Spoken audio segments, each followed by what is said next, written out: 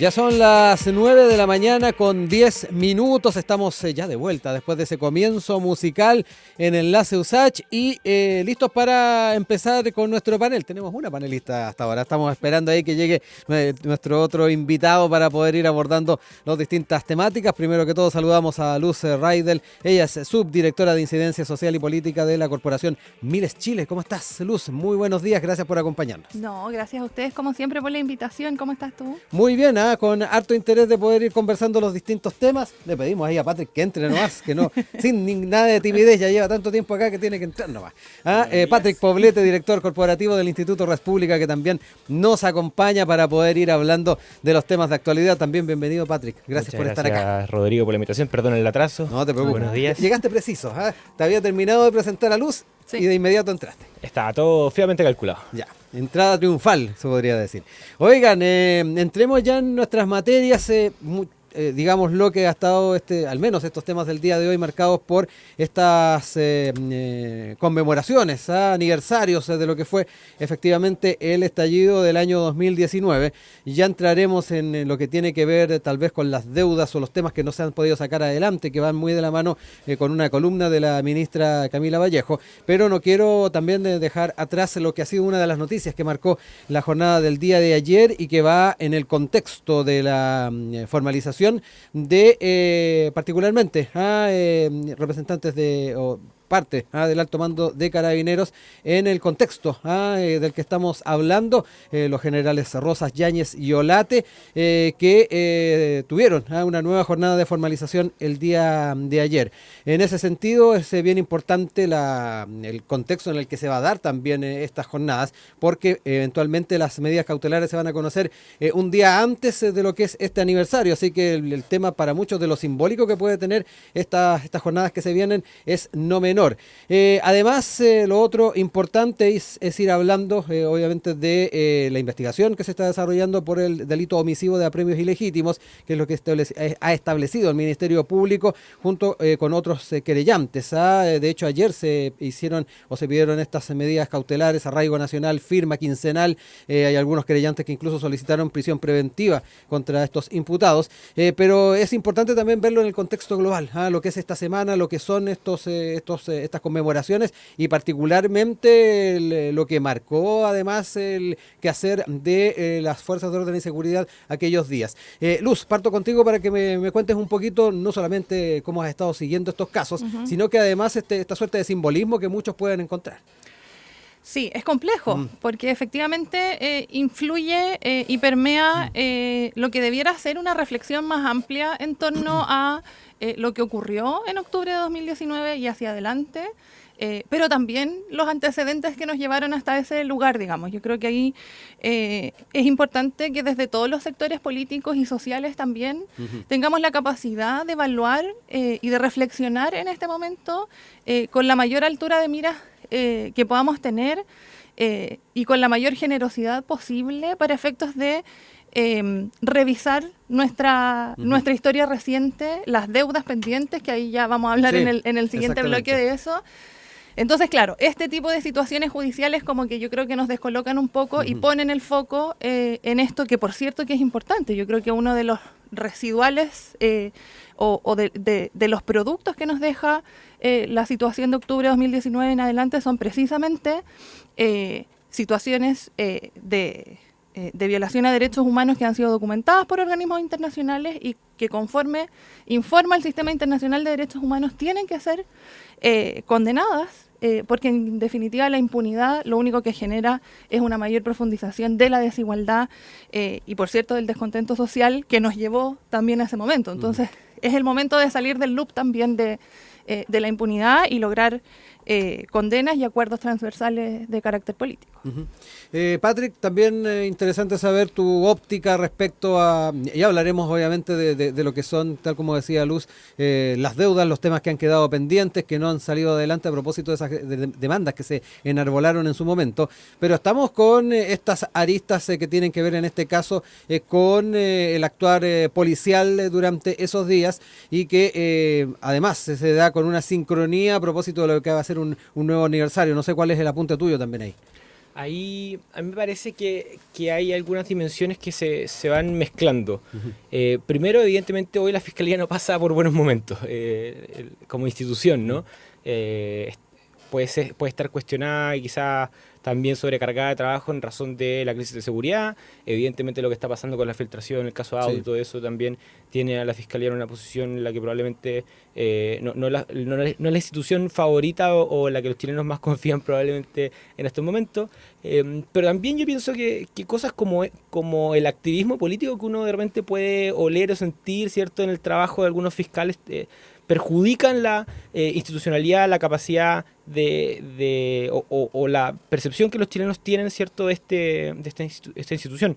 Me parece que la Fiscalía, particularmente algunos fiscales, particularmente en el contexto del 18 de octubre y los meses y años venideros, particularmente entre el 19 y el 2019 y el 2022, se trataron de meter en la arena política, se trataron de meter en la arena la contingencia más de la opinión pública, y eso evidentemente los lleva a otra cancha, no la cancha jurídica, no la cancha de la persecución de los delitos que se pueden haber cometido. En nuestro ordenamiento judicial existen los apremios ilegítimos, eso es un delito y evidentemente la institucional debe perseguirlo. Pero me parece que ahí cruzar una línea, particularmente fiscales como la fiscal Chong, cruzar una línea hacia la arena política. El problema de eso es que, a diferencia del derecho, que cambia muy lentamente o va evolucionando con la doctrina, la política es muy dinámica. Y hoy día tenemos una arena política en la que probablemente la fiscal Chong y otros fiscales que podrían haberse envalentonado a actuar con un ojo puesto en la opinión pública, con un ojo puesto en la dimensión política, probablemente se habrían restados si supieran que hoy día la opinión pública está con Carabineros, con la crisis de seguridad, en contra del estallido social, la Revolución de Octubre y una serie de otros elementos. Entonces, eso es un problema. Hoy día estamos viendo probablemente una da vuelta a la tortilla, en la que cuando era popular que la Fiscalía se metiera en la política, o buscaron ser populares a través de esto, les redituaba, y hoy día que esas posiciones son menos populares porque la política es dinámica, se dan cuenta que ahí les genera una problemática.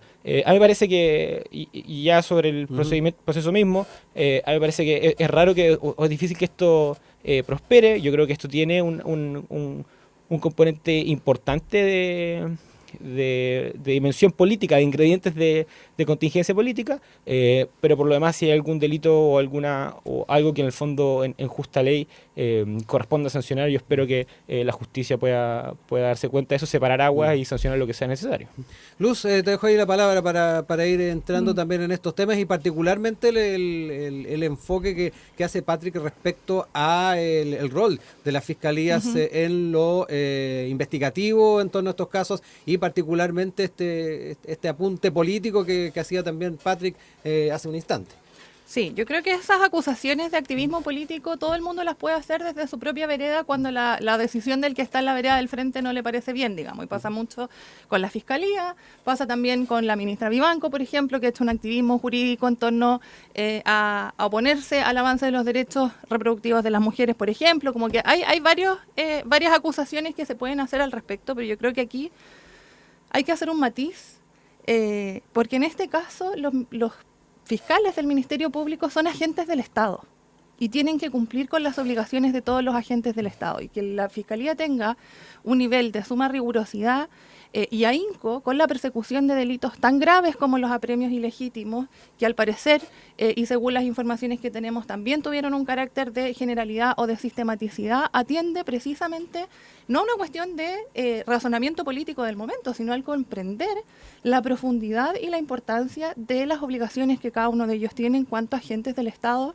porque en definitiva lo que haga hoy día la Fiscalía, el Poder Judicial, terminando por la Corte Suprema, si termina en impunidad, esto el día de mañana va a ser, con toda seguridad, una causa de Chile, en contra de Chile en el sistema internacional de los derechos humanos, que por cierto va a durar mucho, pero que ha tenido ya Chile distintas condenas, una muy reciente, por cierto, respecto de la prescripción, la aplicación de la medida de prescripción en ciertos delitos de la dictadura, ¿verdad? Y por tanto podemos prever ciertos resultados, ¿verdad?, que conllevan finalmente la responsabilidad, y esa responsabilidad del Estado se traduce no solo en la inversión en medidas de no repetición, sino también en la inversión de recursos para la reparación de las víctimas de manera efectiva en algunas décadas más. Entonces, hay que distinguir el activismo político, judicial, de lo que significa cumplir con las obligaciones como agente del Estado. Y en el caso particular de la fiscal Chong, en este caso preciso, ¿verdad?, que estamos conversando, a mí me parece que una muestra clara de la ausencia de activismo de su parte tiene que ver con las medidas sumamente modestas y proporcionadas cautelares que se están solicitando en este caso en particular, que no las critico. Y ahí yo creo que podemos hacer un poquito de pedagogía también de lo que significan las medidas cautelares, la presunción de inocencia, etcétera. Pero en definitiva, si su intención fuera dar una señal de algún sentido político, por cierto que yo hubiera elegido una medida cautelar como la prisión preventiva, que es mucho más severa, ¿verdad? Patrick. O sea, varias cosas. Me parece que si la fiscal Choco hoy día no pide cautelares más drásticas, más gravosas, espero que sea porque a mí me parecen coherentes las medidas que se están pidiendo. Espero que sea porque al fondo en justa razón llegó a la conclusión de que eso era lo razonable. Pero lo cierto es que este no es el momento para que la fiscal Chong u otro fiscal o que otra persona que desde el Poder Judicial quisiera entrar a la arena política haga señales en esa dimensión, porque no le va a rentar. No es el momento en el que uno debería decir, mira, en verdad la fiscal está actuando en justa ley, está actuando exclusivamente en materia de su rol de persecución de los posibles delitos, salvaguardando la presunción de inocencia. Eso había que verlo cuando a ella le rentaba exceder eso. Y cuando le rentó exceder eso, cuando existía la posibilidad de que ella se viera beneficiada o que hubiera un rédito político para el sector que ella posiblemente valora, ahí, en mi opinión, yo creo que se excedió. Y probablemente el vuelco que sufrió en el caso Pío Nono hoy día la hace ser mucho más prudente en esa dimensión. Entonces, claro, como tratar de medir el activismo o la existencia o activismo de la Fiscalía en judicial, en materia política, en materia de los hechos de octubre de 2019 a la fecha, con la vara hoy día, nos hace perdernos un poco todo lo que podrían haber ganado. O sea, no es el momento para medirlo en el fondo. Esa es la conclusión respecto a ese punto. Ya me parece que una de las cosas que comentó Luce me parece que es importante hacerle un doble clic, que es que no hay elementos y no se ha probado, no se ha llegado a una conclusión, no hay un dictamen que diga que en Chile hubo sistematicidad respecto de las violaciones de derechos fundamentales en el contexto del 18 de octubre. Hay organismos que, más desde el mundo de la sociedad civil, que probablemente si uno viera su comportamiento durante las manifestaciones o en ese contexto, fueron parte interesada, ¿cierto? Tenían una opinión respecto al proceso constitucional, tenían una opinión respecto a la institucionalidad, y que han dicho, ok, aquí hubo sistematicidad. Entonces, a mí me parece que esto es una temática particularmente sensible. Yo creo que es un problema estar mezclando el agua política con esto. Yo creo que aquí se mezclan. Yo creo que si uno pudiera separar, ¿cierto?, la contingencia política, separar el rédito político y abordar con la debida presunción de inocencia, pero con la debida severidad que tiene el resguardo de los derechos fundamentales, esta temática, bueno, no tendríamos las polémicas que tenemos hoy día en esta materia. Yo creo que ahí nos estamos enredando institucionalmente. Yo creo que esta materia debería estar fuera de la discusión de la contingencia política. Me parece que enreda más que suma. Sí. Luz, para ir cerrando el tema, te dejo ahí tiempo para ir cerrando ideas, tal vez responder algunos de los puntos que ha planteado Patrick. Sí, yo creo que no es extraño que quienes emiten informes hayan estado involucrados en otros temas, porque en definitiva el hilo transversal de todas las temáticas que estamos conversando son los derechos humanos, y las organizaciones de la sociedad civil nacionales e internacionales que nos dedicamos a la defensa de los derechos humanos. Por cierto, vamos a estar involucrados en aquellas manifestaciones donde se están violando derechos humanos, y también aquellas oportunidades como los procesos constitucionales donde se pueden asegurar y garantizar derechos humanos, y eso es lo que ha ocurrido. También han existido pronunciamientos de relatores especiales de Naciones Unidas respecto del tema. Por cierto que hace falta una investigación de carácter profundo, generalizado y serio en torno a las situaciones que ocurrieron en octubre de 2019. Yo creo que eso hasta ahora no lo tenemos.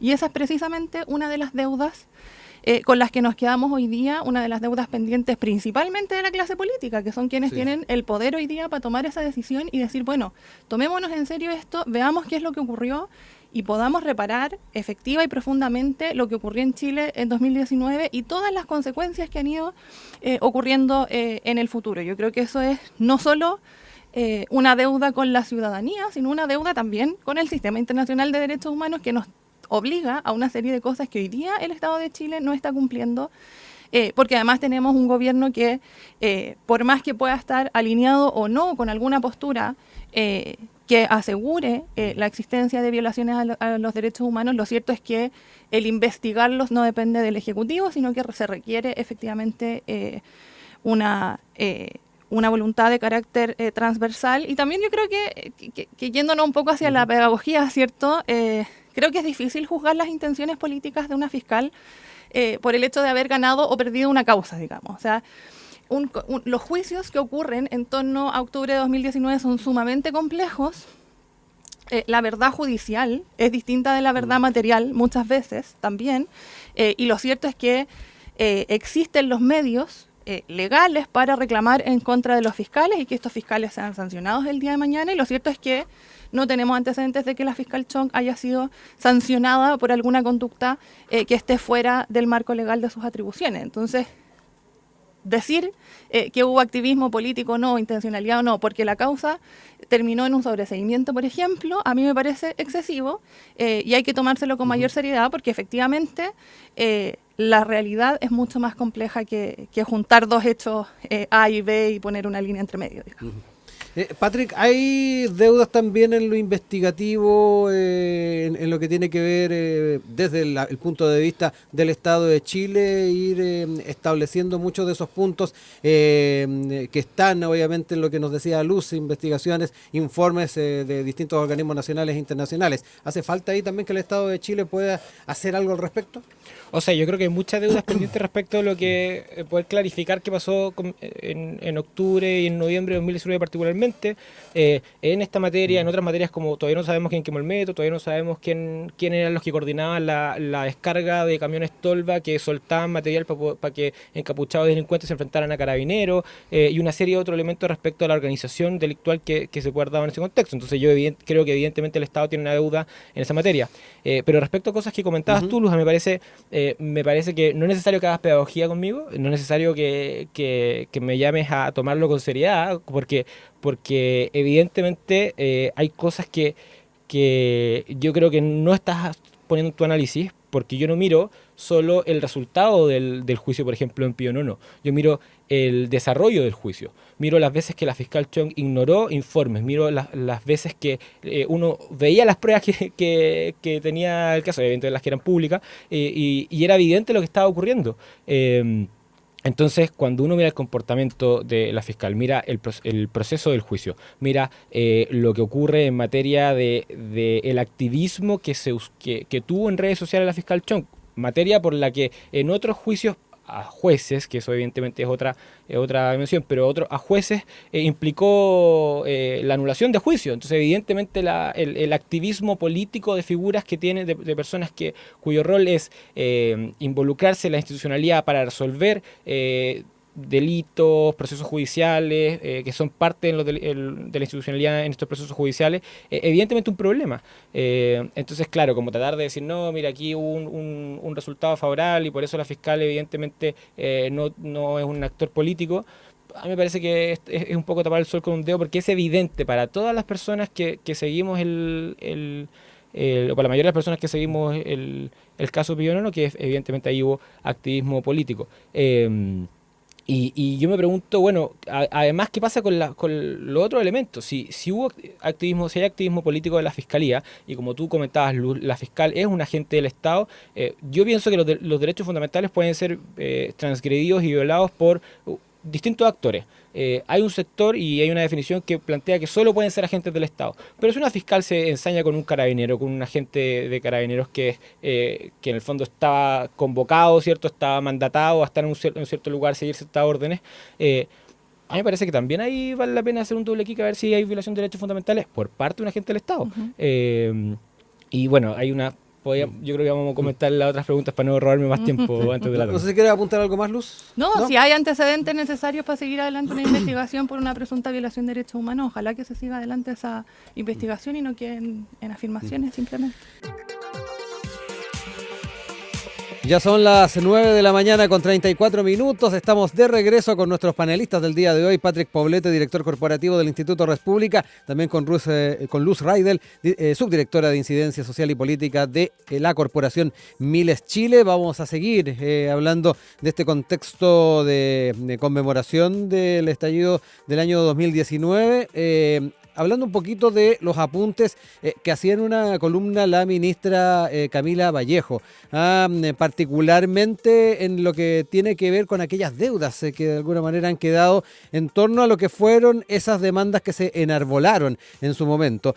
Dentro de la columna la ministra dice: ¿dónde quedaron las promesas de cuestionar los privilegios, reducir la desigualdad y responder a las honestas demandas sociales? Hoy esa reflexión que pareció unirnos ha retrocedido porque muchos han optado por reducir la multitudinaria marcha de millones de chilenos y chilenas a los episodios de violencia ocurridos, que hemos rechazado todos categóricamente, pero que no se pueden transformar en una excusa para negar las movilizaciones pacíficas que querían transformaciones, ni tampoco en una caricatura para invisibilizar las violaciones a los derechos humanos cometidas durante el estallido social. Es parte de lo que señala la ministra en esta columna.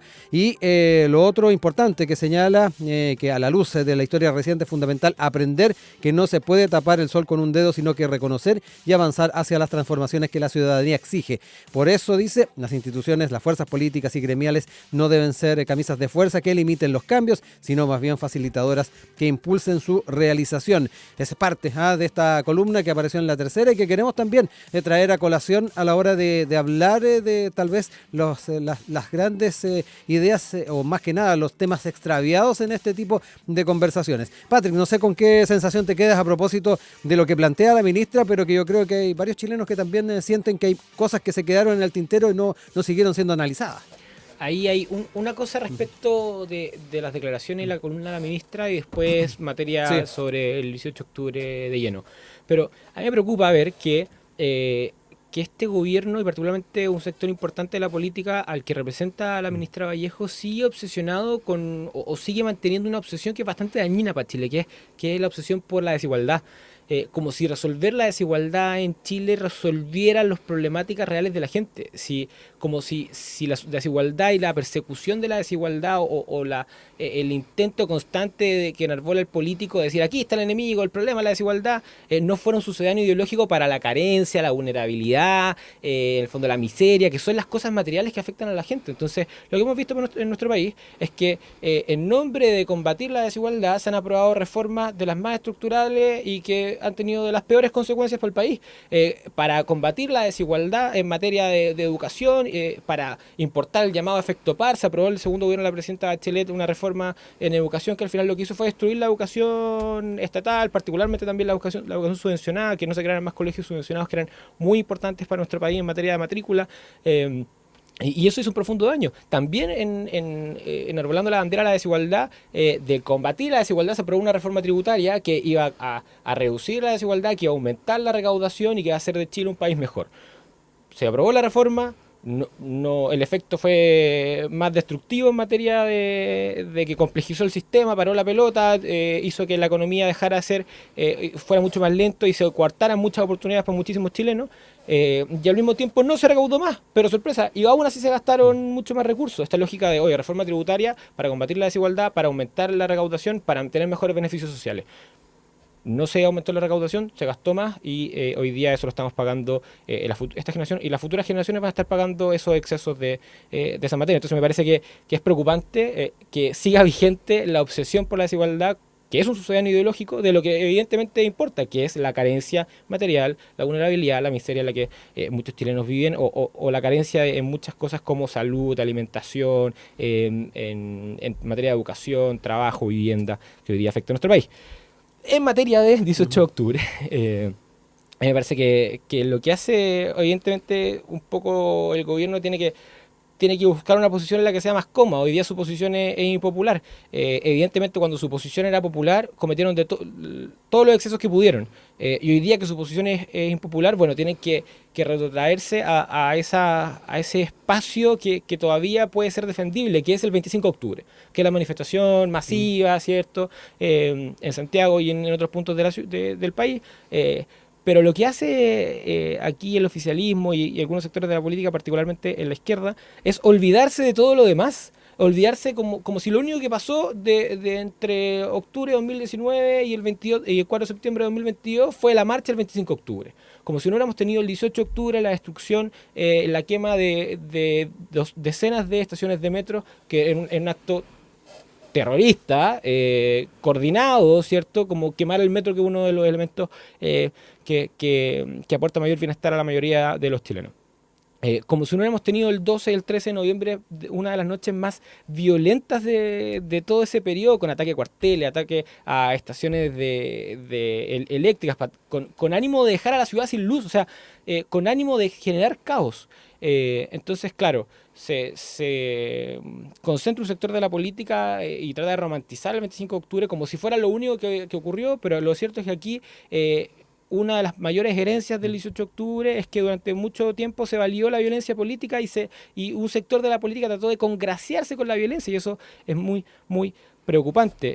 Y por último, solo para dejar el titular, me parece que también lo que hace la ministra es saltarse todo lo que ocurra. O sea, hay dos procesos constitucionales, el proceso de la convención de alguna forma extrajo todas las pancartas que estaban en esas manifestaciones, se las propusieron al país, y el país dijo, no quiero esto. Después hubo otro proceso, no quiero esto. Bueno, se acabó el tema constitucional, y en el fondo, si hay cosas que se quedaron en el tintero, la ministra debería ser un mea culpa, porque mientras ellos fueron gobierno y estaba el proceso constitucional vigente, la verdad es que no se preocuparon mucho de estas materias, y es en su gobierno donde muchas cosas no han funcionado bien. Por ejemplo, la economía, que es uno de los elementos que es requerido para poder beneficiar y generar bienestar social, ¿cierto?, a toda la ciudadanía. Sí. Luz, voy contigo. Ahí en uno de los enfoques que hizo Patrick está el tema de los cauces en los cuales se llevaron adelante muchas de esas demandas. Ahí trajo a colación los procesos constitucionales a la hora de hablar de aquello. Quiero también quedarme con esa idea, a ver cómo podemos desarrollarla, y obviamente te dejo ahí tiempo para que puedas también hacer los apuntes necesarios. Gracias. Sí, yo creo que ese recuento de hechos relacionados con la violencia, y el decir que son una de las noches más violentas, me imagino que la otra noche más violenta serán los 17 años de noches violentas que vivimos en Chile previamente, digamos. Creo que no solo con la historia reciente, también es súper injusto con nuestra historia, digamos, como si la violencia en Chile hubiera empezado en octubre de 2019. Me parece que es un reduccionismo peligroso, igual como el reduccionismo peligroso que se hace respecto de las demandas sociales. El tema de la desigualdad tiene que ver con cuáles son las herramientas que tenemos para solucionar los problemas a los que nos enfrentamos hoy día. Uno de los problemas es que tenemos 100, hay una parte, 99 personas que se quedan con uno y una persona que se queda con 99, para ponerlo en sencillo, digamos. Pero tenemos 100. Tenemos que redistribuir lo que tenemos si queremos que el crecimiento económico, y el crecimiento económico no solo del país, sino que de las personas, sea sostenible en el tiempo. Seguir con un pensamiento casi fantasioso, ¿cierto?, de ciertos sectores del liberalismo económico que apuntan a el mérito personal y al trabajo individual como fuente de producción de recursos, a mí me parece que es también una falacia relevante, porque eso es vivir bajo el supuesto de que los recursos de este planeta son infinitos y que el dinero también lo es. Y sabemos que eso no es así, y que la solución que tenemos es mirar esta desigualdad y ver de qué manera podemos redistribuir esos recursos para que quienes están en una situación más vulnerable cuenten con un apoyo adicional, y quienes tienen la posibilidad de producir más aporten en mayor medida a este bienestar común, ¿cierto? Porque de alguna manera todos queremos apuntar hacia un bienestar común, digamos, ya sea desde lo individual o desde lo colectivo. Yo creo que ahí espero que haya un consenso más generalizado, ¿cierto? Y sobre los procesos constitucionales, yo creo que ahí hay una deuda relevante también de la clase política, de alguna manera, independiente de que el primero haya tenido una fuerte presencia de personas fuera de los partidos, ¿cierto?, de independientes, que era un poco el sello. yo creo que los procesos constitucionales no tienen que ver solamente con las normas que fueron escritas y el voto que se dio en la urna. Sabemos que esto se sitúa dentro de un ecosistema que tiene que ver con lo comunicacional, ¿cierto? Con la predisposición de las personas a raíz de esas acciones comunicacionales, y yo creo que en general hubo muy poca generosidad de parte de la clase política para llegar a una solución por la vía constitucional. ¿Quiere decir eso que no hay solución a las demandas que existían antes del 18 de octubre y después del 18 de octubre? Yo creo que no. Yo creo que hay herramientas suficientes en este sistema para, si vamos a dilatar o diferir la cuestión constitucional, ¿cierto? De la constitución ilegítima con la que contamos hoy día, de ahí para adelante, digamos, tendremos que tomar la vía institucional con la que contamos, que son los proyectos de ley, las medidas de políticas públicas, las cuestiones ministeriales, ¿cierto?, para abordar estas diferencias. Y yo creo que la desigualdad o la percepción de la desigualdad, además, estamos en una situación en que se puede ir profundizando precisamente a raíz de los hechos que estamos viendo, que es precisamente hechos que de un lado y de otro se riñen con la probidad y que de alguna manera acrecientan esta sensación de la ciudadanía de este país ya era desigual, yo ya tengo mucho menos de lo que debería tener y no puedo cumplir con las cosas más básicas, y además estoy observando que hay gente que se aprovecha de este sistema para tener mucho más que yo. Y estamos hablando del caso de Marcela Cubillo, estamos hablando del caso Convenio, estamos hablando del caso Hermosilla, de los municipios. O sea, aquí hay una diversidad en este ecosistema de nuestro país que está profundizando esa sensación de malestar. Patrick, vuelvo contigo. Ahí importante lo que plantea Luz en torno a estas demandas todavía no saldadas para muchos chilenos y chilenas, y encontrarnos además con estas situaciones que se han estado dando en torno a la probidad de algunas autoridades, probidad de algunas personas que da la impresión generan nuevamente malestar. No sé también cómo lo ves tú. Sí, no, o sea, yo pienso que aquí hay quizá una arena común, que es que en Chile hay malestar. La pregunta, y ahí donde yo con Luz tenemos nuestras diferencias, la pregunta es por qué se da y cómo se soluciona. Y yo creo que aquí llegamos a algo, una diferencia fundamental respecto de lecturas y caminos alternativos. Yo creo que, bueno, primero para responder a la violencia, yo hablo de la violencia política de personas que hoy día van a pedir votos, o la violencia política que fue ejercida, fue validada y con la que buscó congraciarse personas que hoy día son actores políticos activos, que hoy día van a ir a buscar votos y que están en el gobierno, en el Parlamento. A mí me parece que esta cuestión de tratar de empatar todo con la dictadura, oye, yo nací en democracia, yo no tengo por qué hacerme cargo de los crímenes que puede haber ocurrido en la dictadura, y si uno quiere empezar a sacar la historia de la violencia política, bueno, probablemente no comenzó el 73, no comenzó el 70, no comenzó el 71, no comenzó el 67 con la suscripción del Partido Socialista de la vía armada como una forma de ejercer la revolución en Chile, ni el 65 con la creación del MIR, y así sucesivamente. O sea, si esto es una cuestión que si uno va para atrás siempre hay un hito anterior. Eso para responder el punto de la violencia. Si el problema es que con nuestras reglas actuales, con nuestra constitución actual, con nuestras instituciones actuales, hubo violencia, y cuando los políticos tuvieron que haberse apegado a la institucionalidad y a las reglas, decidieron hacerse los lesos y tratar de sacar réditos políticos. Ese es el punto relevante en materia política de la validación de la violencia como medio de acción política en esta década. Luego, en materia económica, a mí me parece que aquí hay una diferencia fundamental, que es que lo que comenta Luz como la lógica del camino es la redistribución. A mí me parece que lo que sabemos que no funciona es redistribuir, porque la riqueza no es fija, no es que una persona es rica porque tiene lingotes de oro en su closet. La riqueza se crea, es subjetiva, y en consecuencia lo que uno ve es que puede ir creándose porque es relativa, porque no todas las personas percibimos el mismo valor del mismo servicio, del mismo bien. Y en consecuencia lo que ha funcionado en otros países, donde hay evidencia, lo que ha funcionado en Chile, donde tenemos es que efectivamente nos pongamos las metas de generar esa riqueza, y que esa riqueza se pueda ir generando, ¿cierto?, en distintos sectores sociales. Es evidente que si toda la riqueza se genera solo en un sector social, es un problema. Uno tiene que buscar que las oportunidades y esa riqueza se pueda generar para todos los sectores sociales. Pero esa es la palabra, generar riqueza, no redistribuirla. Se puede hacer, pero esa no es lo principal. El sistema impositivo, o sea, los impuestos tienen un factor de redistribución, eso los países tienen que hacerlo, hay una cuota, o sea, eso es parte del sistema.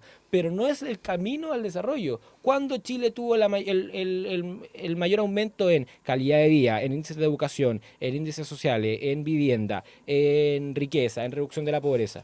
Bueno, cuando estábamos en un proceso de altas tasas de crecimiento, trabajo estable, donde el mercado del trabajo era dinámico, no como hoy día, que hoy día hay cada vez menos oferta de trabajo, cada vez menos proyectos de inversión. Entonces, no hay que ser economistas, no hay que caer en la falacia de que lo único que importa es la economía, por cierto que no, pero por cierto que es condición necesaria. Y cuando el enfoque es, no, pero es que, mira, los recursos son limitados, entonces lo que hay que hacer es redistribuir esta lógica también de que solo uno tiene casi todo. Bueno, en Chile, evidentemente, los países cuando crecen rápido se produce mayor desigualdad, porque los que tienen más recursos tienen la posibilidad de surfear la ola antes.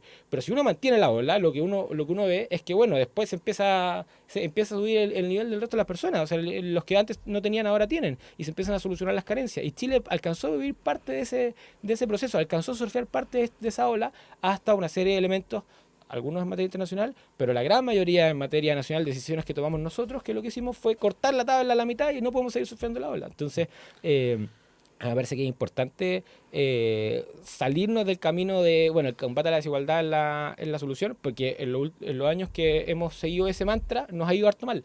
Y deberíamos volver al mantra de generar oportunidades, generar progreso y generar riqueza para todos, que fue lo que nos hizo que tuviéramos varias décadas en las que sí nos fuera mejor. Luz, sí. por favor.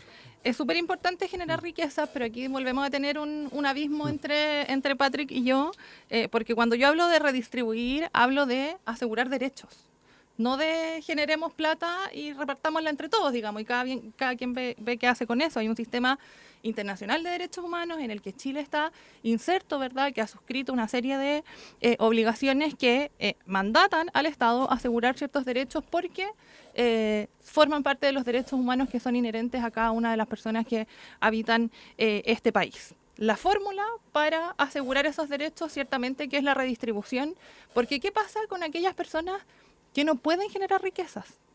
Cuando hablamos de la premisa de generar riquezas, bueno, en lo individual hay una serie de personas por distintas circunstancias, porque ya cumplieron un ciclo vital de trabajo y ahora están jubilados, porque están embarazadas o al cuidado de sus hijos, o una serie de otras circunstancias, las personas con discapacidad. Y las personas que además han tenido menos posibilidades o menos oportunidades desde el nacimiento, y eso está sumamente estudiado en el fondo, cómo las oportunidades, el lugar donde tú naces, donde tú creces, quién te cría, cómo te crían, el colegio al que tú fuiste marca el camino de tu vida y las posibilidades que tú tienes de proveerte ciertas cosas en el futuro.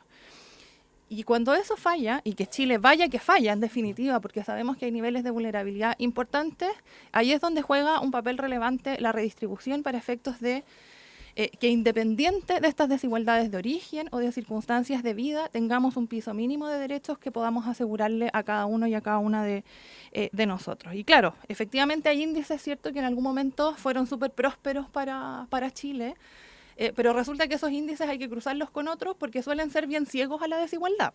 Cuando decimos que subimos en educación, subimos en vivienda, subimos generalmente en un promedio que esconde cuál es el máximo, pero también cuál es el mínimo. ¿Quién es la persona que no está recibiendo nada y a la que el Estado no le está respondiendo? Y yo creo que en ese sentido, hoy día, en el lugar en que nos estamos situando, en esta fecha relevante, ¿cierto?, y en este periodo, es importante que también dejemos un poco de lado los temas que suelen ser voladeros de luces o distractores por parte de la derecha respecto de las discusiones más profundas en torno a el progreso y el aseguramiento de derechos que tienen que ver, en el caso del 18 de octubre, con la violencia, en el caso macro, con la seguridad. Hoy día pareciera no haber ningún otro tema del que podamos hablar, porque parece ser que lo único importante y relevante para la vida de las personas es la seguridad. La seguridad humana también es un derecho humano y también el Estado está en falta en su aseguramiento. Pero yo creo que si hay alguien a quien le podemos exigir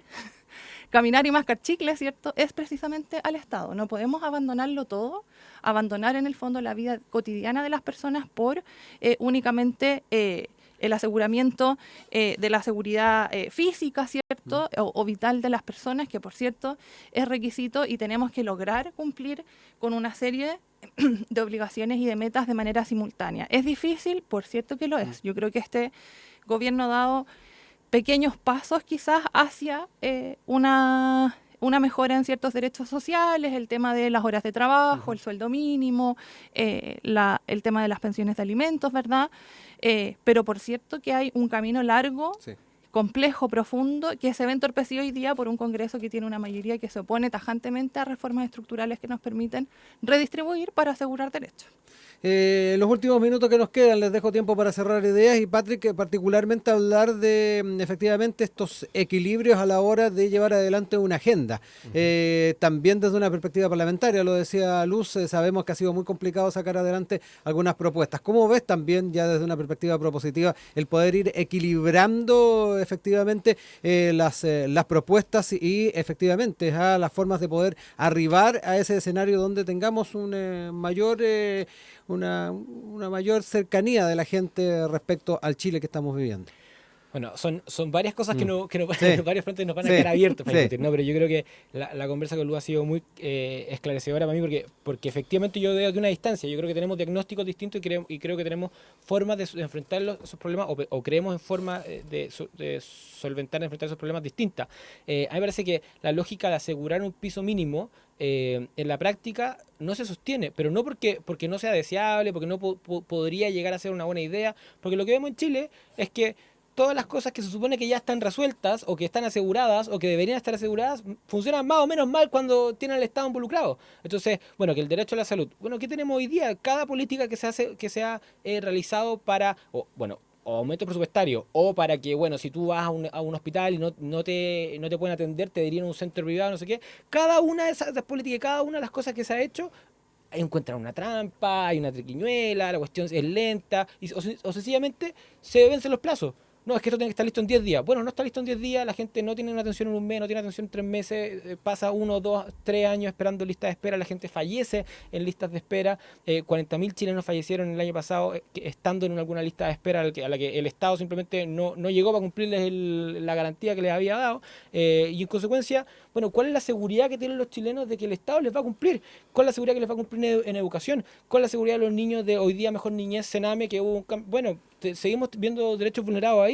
¿Cuál es la garantía de que el Estado va a cumplir en materia de justicia? Si lo que vemos es una justicia que es bastante, que hoy día está particularmente cuestionada, pero que ya antes, sin saber las conversaciones de trasfondo, simplemente viendo los resultados, ya está bastante cuestionada. Entonces podemos seguir haciendo... materia de seguridad, y ahí algo que tú comentaste, Luz, me parece que evidentemente cuando la gente tiene que verse encerrada en su casa, hay una serie de temas importantes, pero cuando no puedo salir de mi casa, cuando no puedo ir a comprar pan, porque me pueden asaltar y puedo literalmente perder la vida cuando me bajo a abrir el portón de mi casa, bueno, entonces todas las otras cosas pasan a segundo plano. Y solo un matiz respecto de dónde tenemos que concentrarnos, tú los comentas como esto de los indicadores que son ciegos a la desigualdad, y lo cierto es que lo relevante no es la desigualdad, lo relevante es ese nivel mínimo. Tú dices, bueno, ¿cuál es la distancia entre el máximo y el mínimo? Lo importante, lo que nos debería estar urgiendo es cómo viven las personas que tienen menos recursos hoy día. Y para eso es importante la focalización, y para eso es importante la eficiencia de los recursos, y la verdad es que la política, y particularmente el sector que hoy día del oficialismo, no se ha preocupado de la focalización. Ha estado en la lógica universal, ha estado en la lógica de garantizar derechos, y en la práctica eso hace que no se materialice que la persona que menos tiene tenga el la mayor cantidad de recursos a su disposición, el mejor servicio total. Muy por el contrario, tienen la generalidad o son las que tienen que pelear por tratar de sacar algo, por obtener algo por parte del Estado. Luz, para cerrar los últimos minutos. Sí, sobre la pregunta que hacía Patrick, ¿qué seguridad tiene la persona de que el Estado va a poder cumplirle? Yo creo que hoy día ninguna,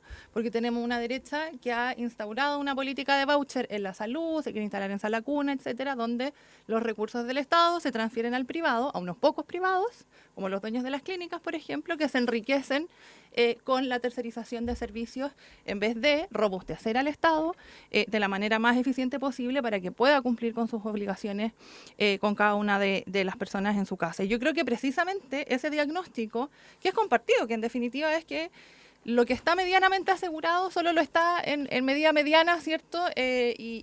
Con un carácter deficiente, es precisamente lo que llevó a una situación como la que ocurrió en octubre de 2019. Y es precisamente lo que la clase política se tiene que sentar a la mesa a conversar para generar soluciones que sean transversales, donde estemos medianamente, no vamos a estar de acuerdo en todo, pero hay ciertos puntos en que hay que estar de acuerdo para poder generar los cambios necesarios para que tengamos un país que sea más próspero y que sea más igualitario y donde las personas vean asegurados sus derechos. Porque en definitiva, si no, lo que estamos haciendo es volver a poner la tapa en la misma olla a presión que nuevamente es posible que explote en un futuro. Yo quiero agradecerles a Luz Ryder, Patrick Poblete, que nos acompañaron esta mañana para hablar en este contexto, además de un nuevo aniversario del estallido social. Muchas gracias por acompañarnos y ya estaremos también en la posibilidad de seguir conversando en otros temas. Un abrazo. Gracias a ustedes. Gracias, Luz.